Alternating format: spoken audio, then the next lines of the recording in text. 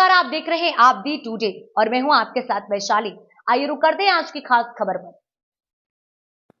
कुरेस conference की केंद्रीय कार्यकारिणी कमेटी और प्रदेश अध्यक्षों की एक अहम meeting Jyotiba Phule memorial hall Connaught Place Delhi में आयोजित की गई, जिसकी निजामत राष्ट्रीय महासचिव संगठन निजामुद्दीन कुरैशी ने की और अध्यक्षता एडवोकेट सनोवर अली कुरैशी राष्ट्रीय अध्यक्ष कुरैश कॉन्फ्रेंस ने की। मीटिंग की शुरुआत आतिका कुरैशी ने तिलावत कुरान से की, वहीं जिसमें 6 स्टेट दिल्ली, उत्तर प्रदेश, राजस्थान, बिहार, झारखंड और महाराष्ट्र के सेंटर वर्किंग कमेटी के पदाधिकारी और प्रदेश अध्यक्षों ने भाग लिया। इसमें 4 मुख्य एजेंडे थे। चारों मुख्य एजेंडे पर कमेटी ने बहुत सीरियसली चर्चा की और एक घोषणा की गई कि कुरैश भवन की तामीर दिसंबर 2027 तक की जाएगी।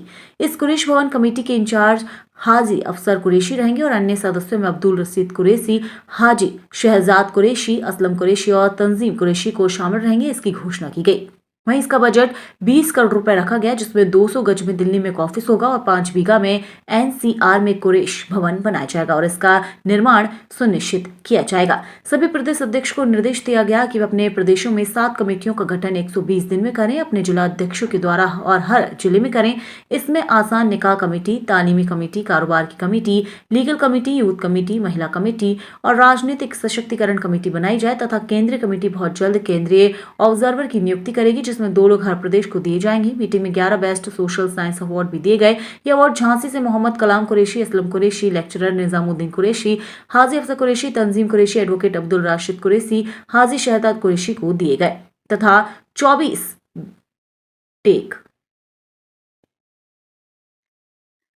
बेस्ट पार्टिसिपेशन अवार्ड भी दिए गए, जिसमें सलीम कुरैशी, नसीम कुरैशी, अब्दुल कयूम कुरैशी, नफीस अहमद कुरैशी, नदीम कुरैशी, मोहम्मद सलीम कुरैशी, एडवोकेट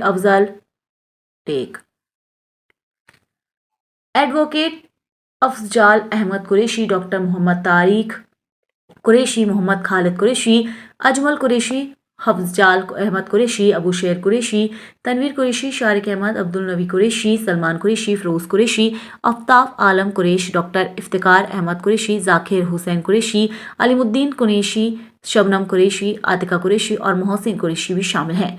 मीटिंग के दौरान कुमारी तंजीम कुरैशी साहिबा को, जो कि आदिल कुरैशी और शबा परवीन की शहजादी हैं, उनको नेट एग्जाम क्वालिफाई करने के लिए सम्मानित भी किया गया। वहीं सभी लोगों ने बहुत ही अच्छे विचार रखे, खासकर असलम कुरैशी, नफीस कुरैशी, हाजी शहजाद साहब, अब्दुल रशीद साहब, हाजी अफसर कुरैशी, लेक्चरर निजामुद्दीन कुरैशी, अलीमुद्दीन कुरैशी, जाकिर कुरैशी, फिरोज कुरैशी, अतिका शकील, शबनम कुरैशी, सलमान कुरैशी आदि सभी ने अपने अपने विचार चारों मुद्दों पर बहुत अच्छे से रखे।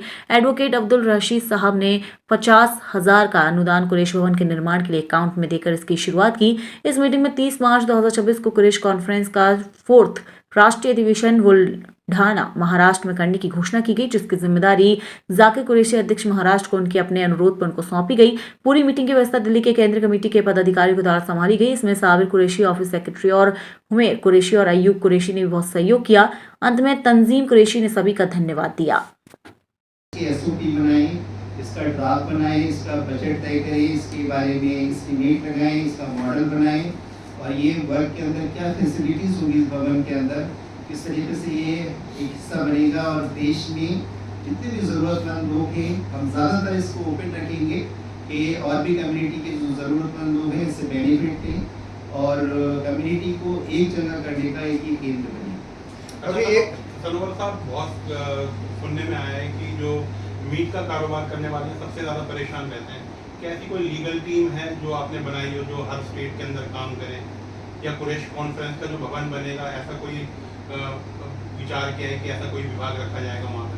देखिए, अभी तक जो है सेंट्रल टीम या जो लॉयर हमसे जुड़े हुए हैं अलग अलग पोस्टों में, अलग अलग प्रदेशों में, वो अपनी जिम्मेदारियां निभा रहे हैं, मगर फुल फ्लेज तरीके से आज एक वन ऑफ द डिसीजन है कि लीगल कमेटी हर जिले में बनाई जाए, जो कि जिस जिले के जो लीगल इशू है, चाहे वो ट्रांसपोर्टर का, कैटल ट्रेडर का और जो है जितने भी एनिमल कैटल ट्रेडर्स हैं या मीट शॉप्स ओनर हैं, तो उनके ज़िले में ही उनकी लीगल समस्याओं का हल तलाश किया जाए। तो ये हर ज़िले में प्रदेश अध्यक्ष जी को निवेदन किया जा रहा है उनको कि वो अपने सब ज़िलों में जो है एक लीगल कमेटी ज़रूर इसको फॉर्म करें। जिस प्रकार की वर्तमान सरकार के जो जैसी मंशा है, क्या ये सब संभव है? देखिए ये सब चीज़ें आपकी तालीम से जुड़ी हुई हैं। हम फ्रीली आते हैं, जाते हैं, हम अपनी इबादत को तरीके से करते हैं।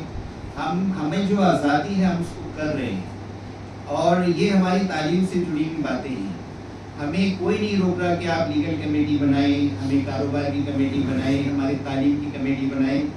ज़्यादातर हर मज़हब के इंटेलेक्चुअल बुद्धिजीवी ये चाहते हैं कि मुस्लिम भी मॉडर्न एजुकेशन को हासिल करें। मगर बार बार टारगेट हो जाते हो ना आप लोग, मतलब कुछ ना करते हुए भी मतलब कि ये समाज जो है मतलब कि टारगेट पे आ जाता है। अभी बहुत सारे मतलब कि यूपी में बूचड़ खाने बंद कर दिए गए जो लीगल तरीके से चल रहे थे। जब कुछ ऐसे मतलब कि तीज त्यौहार ऐसे आते हैं हिंदुओं के, तो उसमें सबसे पहले टारगेट इनको ही किया जाता है, उनकी ही दुकानें बंद हो जाती हैं। देखिए हमने क्या इस विषय में आप लोगों ने कोई आवाज उठाई? देखिए हमने इसमें जैसे कि महाराष्ट्र में हुआ, जब आप वर्क करेंगे, अपने आप को काबिल बनाएंगे, पॉलिटिकल एम्पावरमेंट करेंगे, ये हर समाज का मसला है, ये सिर्फ मुस्लिम्स का नहीं है। जब आपका प्रतिनिधित्व, आपकी नुमाइंदगी, आपका रिप्रेजेंटेशन अगर गवर्नेंस से खत्म होता है तो आप वॉइसलेस होते हैं और फिर आपके कारोबार पे असर पड़ता है, आप गुलामी की तरफ जाते हैं। तो महाराष्ट्र में हमने एक एफर्ट किया और जाकिर साहब आए हुए हैं जो कि जीत के आए हैं, कांग्रेस से नगर सेवक बने हैं और उस पूरे बेल्ट में लगभग 45 मुस्लिम कम्युनिटी के भी जो है नगर सेवक बने हैं। तो जब आप पब्लिक के इश्यूज को एक सही तरीके से उठाएंगे तो लोग जो है उनको मौका देते हैं।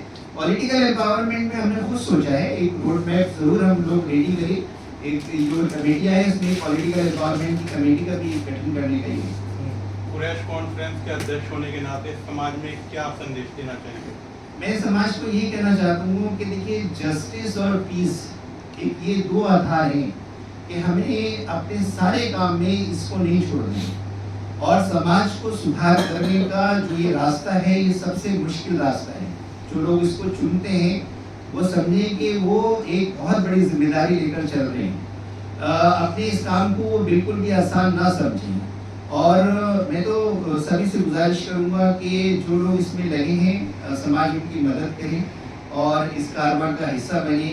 ये बहुत ही कुर्बानियों के बाद, बहुत तड़प के बाद, बहुत लोगों की उड़न के बाद जो है ये सब चीज़ें वजूद में आ रही हैं। तो इसके पीछे एक लंबी खामोशी है और हमने बहुत कुर्बानियाँ भी दे चुके हैं। तो अब ये है कि जो पढ़े लिखे लोग हैं वो आगे आए, उनका ये दायित्व बनता है कि वो लीडरशिप को संभालें और जो है एक अच्छा आउटपुट जो है देश को दे, अपनी कौम को दें।